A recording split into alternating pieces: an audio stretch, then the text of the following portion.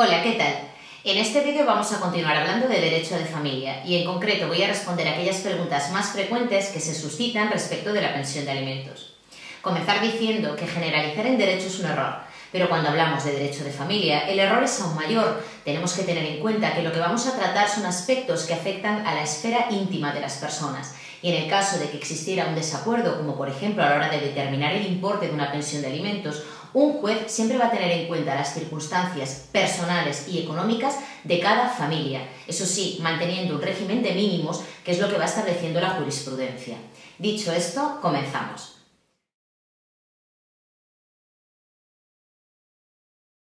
La pensión de alimentos es una obligación constitucional que encuentra su tutela en el Código Civil, concretamente en el artículo 93 y 142 y siguientes.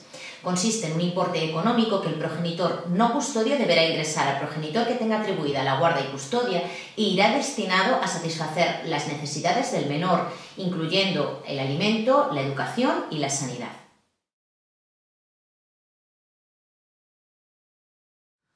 Otra de las cuestiones que suelen plantearse es ¿cuál es el importe destinado al pago de la pensión de alimentos? Bien, decir un importe concreto es arriesgado porque, como decía al comienzo del vídeo, cada familia es diferente, los ingresos que percibe el obligado al pago son diferentes en cada caso y las necesidades de los menores o del menor son también diferentes. Por eso lo que se va a tratar es de mantener un equilibrio entre los ingresos que percibe el obligado al pago y las necesidades del menor.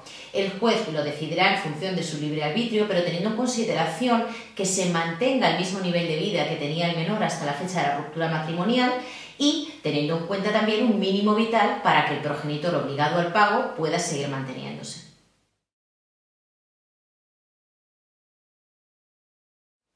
Existe la errónea creencia de que alcanzada la mayoría de edad se extingue de forma automática la pensión de alimentos y nada más lejos de la realidad. El obligado al pago deberá seguir manteniendo esa pensión de alimentos a favor del menor o de los menores hasta que estos alcancen una autonomía que les permita llevar una vida económicamente independiente de sus padres. Lógicamente no estamos intentando consagrar un parasitismo social, y así lo dice el Tribunal Supremo en una de sus sentencias más conocidas, sino que habrá que valorar el caso concreto y, lógicamente, si el hecho de que el mayor de edad, en este caso, el que esté percibiendo la pensión, no hace nada por llegar a tener una vida independiente, lógicamente esa pensión se extinguiría tras un procedimiento de modificación de medidas. Pero lo que se va a hacer es valorar cada caso en concreto. Si, por ejemplo, estamos hablando de una persona que tiene 23 años y todavía no ha acabado de cursar sus estudios universitarios y está haciendo todo lo posible por terminarlos, se seguirá manteniendo esa pensión de alimentos. Pero lo lógico y lo normal es acudir a cada caso concreto y valorar las circunstancias que rodean al caso.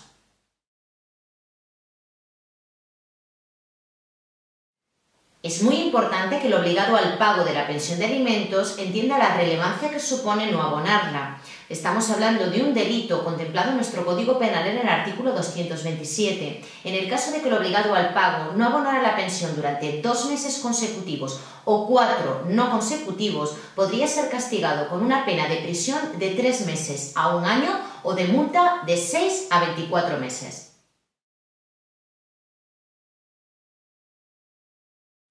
Pero, ¿qué pasaría si el obligado al pago no pudiera seguir manteniendo el importe económico que se establece en el convenio regulador?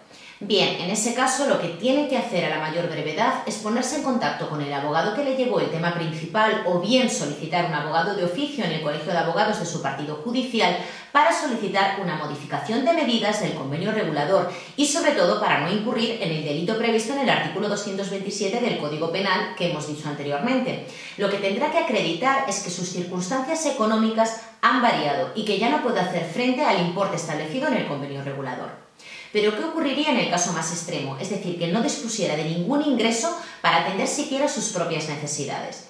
En este caso, el Tribunal Supremo, en la sentencia de 2 de marzo de 2015, ha establecido la posibilidad, eso sí de aplicación muy restrictiva, de suspender de forma temporal la obligación de pago de la pensión de alimentos.